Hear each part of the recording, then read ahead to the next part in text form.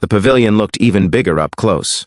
4 heavy beams anchored into concrete, a full shingled roof, 2 ceiling fans, and a row of brand-new picnic tables arranged underneath like they were waiting for a summer barbecue.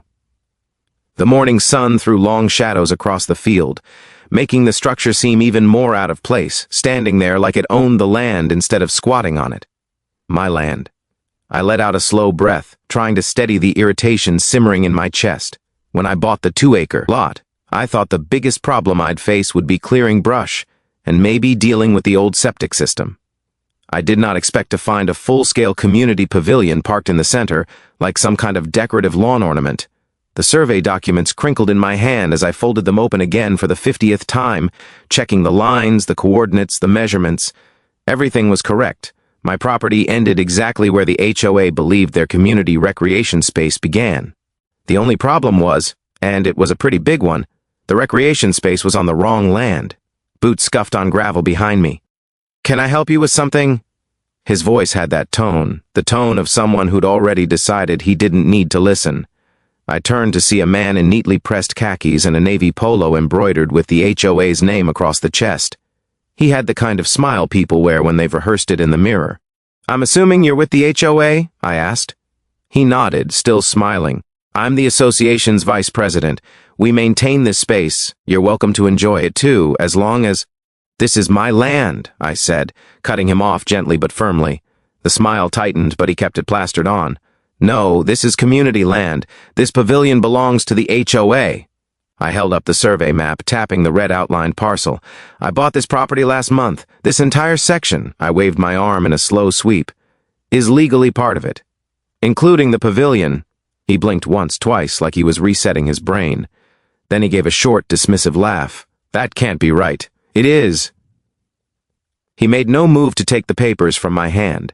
Instead, he folded his arms and gave me a look I've seen before, the kind people give when they think you're about to learn a lesson they get to teach. "That structure has been here for years," he said, his voice taking on a lecturing tone. "It was built with HOA funds, maintained by HOA volunteers. It's used regularly by our residents." "That's great," I replied evenly. "But it's still on private property. Mine—" He tilted his head, sizing me up like he was deciding whether I was ignorant, bluffing, or just confused. "Look," he said slowly, "I've been dealing with land issues for this neighborhood for—" "I'm not confused," I said. "And I'm not mistaken. That pavilion is illegally placed and needs to be removed." The smile finally slipped. He snorted. Actually snorted. "Absolutely not. That's not happening." I took in a breath, exhaled through my nose. Calm, professional, direct. My lawyer had already told me how to handle situations like this. "I'm giving formal notice," I said. 30 days. After that, I remove it myself and bill the HOA. He laughed again, louder this time, glancing around as if hoping someone else was close enough to appreciate the comedy. "You think you can just bulldoze community property? You'll be sued instantly." "I won't need to bulldoze anything," I said. "If your HOA removes it promptly—" His laugh cut off. His eyes narrowed, boring into me. "You have no idea what you're getting into. Our attorneys are very aggressive. You mess with that pavilion, you'll lose." He said it with such conviction it almost sounded like he believed it. Almost. I looked past him at the structure again. The fans hummed faintly overhead, powered by a cable someone had run across the grass and half buried into the dirt. I wondered if they even had a permit to build this thing. Probably not. I turned back to him. "Whether your attorneys are aggressive or not doesn't change the boundaries of my deed. This pavilion needs to go." He stepped forward, invading my space by just enough to make a point. "This is community property," he repeated slowly, emphasizing each word like I was learning English for the first time. "You can't just decide you own it." "I'm not deciding anything," I said. "The county records already did that." A flicker of something, annoyance, uncertainty, anger, crossed his face. But he swallowed it quickly and straightened his shoulders. "We're not removing it," he said flatly. "Not now. Not ever." There it was. The line in the sand. I nodded, not because I agreed, but because the clarity was almost comforting. "Then I guess we'll see each other in 30 days, he scoffed. "You'll back down. They always do." "I'm not they," I said. As I turned to leave, my boots crunching steadily across the gravel, I could feel his glare burning into my back. The air felt different now. Charged, tense, electric. I knew, without question, that this wasn't a misunderstanding. It wasn't an honest mistake. It was arrogance. Entitlement. An HOA so used to bossing people around that they assumed they could plant whatever they wanted wherever they wanted. Well, not this time. I took one last look over my shoulder at the pavilion, standing smugly in the middle of my land, and pictured the bulldozer idling next to it, the metal blade gleaming in the sun. If they wanted a fight, they'd just gotten one. I wasn't backing down. The morning the 30-day deadline expired was quiet, eerily quiet, like the world was holding its breath. Fog clung low to the ground in thin wisps, curling around the posts of the pavilion like ghostly fingers reluctant to let go. The red legal notices I'd stapled to every beam snapped in the light breeze. Their corners curled from a month of sun and wind. They were impossible to miss, yet the HOA still pretended they didn't exist. I stood beside the bulldozer, resting a hand on its cold metal frame. The machine was enormous, yellow paint gleaming, engine ticking softly from warming up. My stomach was a knot of nerves and adrenaline. I wasn't a reckless person, never had been, but I'd given the HOA every chance to do this the easy way, the reasonable way. Every letter, every email, every certified notice, all ignored. They wanted to test me. Fine. I climbed into the bulldozer's cab, the seat creaking under my weight. My reflection stared back at me from the glass panel, jaw set, eyes steady, expression carved from resolve. I didn't feel triumphant, not yet. Just tired and angry and more determined than I had ever been.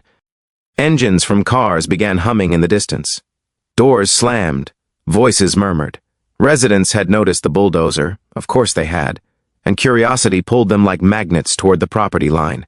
By the time I buckled my seatbelt, a crowd of a dozen people had gathered, their faces a mix of confusion and gossip, fueled excitement. Then came the HOA president, not the smug vice president I'd dealt with earlier. No, this was his boss, a man twice as loud and 3 times as self-important. He came barreling toward the pavilion so fast I half expected him to trip over his own polished loafers. "What do you think you're doing?" he shouted, voice cracking with outrage. His face was flushed, either from running or anger, or both. "Get out of that machine immediately." I leaned out the window. "Your 30 days are up." "That pavilion is community property," he bellowed. "You're committing a crime."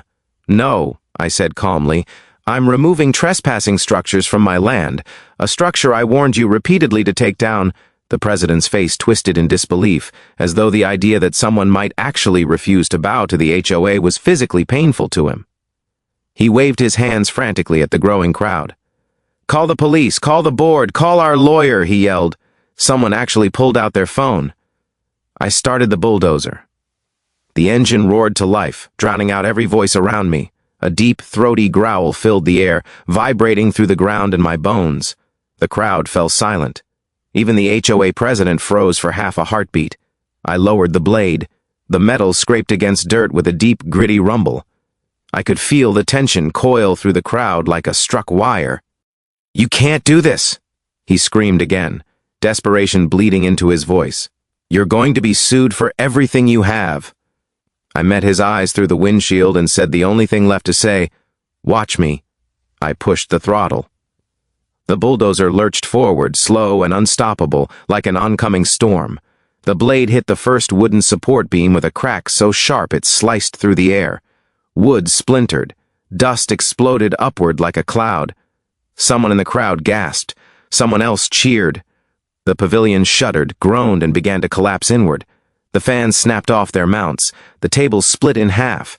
A rain of broken lumber clattered against the bulldozer's blade. The HOA president shouted something, but it was drowned out by the chaos of destruction. I kept moving, pushing the remains into a heap, one massive mound of shattered boards, bent metal brackets, and splintered beams. The red legal notices fluttered down like defeated flags, settling on the rubble. It was over in minutes. When I cut the engine, the sudden silence rang in my ears. The HOA president stormed toward the pile, his face purple with rage. "You're finished," he yelled. "You hear me? Finished. You'll be sued into the ground." I stepped down from the bulldozer, boots hitting the dirt with the weight of months of built-up frustration finally released. "See you in court," I said simply, and we did. The courtroom was smaller than I expected. Fluorescent lights, beige walls, the faint smell of old carpet. But the air crackled with tension. The HOA brought their attorney, a man with slicked-back hair and a suit worth more than my truck. They acted like they had already won, whispering to each other with thin smiles. My attorney, on the other hand, was calm, almost bored. She'd seen cases like this before, overreaching HOAs who thought they were unstoppable. The HOA attorney argued first: vandalism, destruction of community property, malicious intent.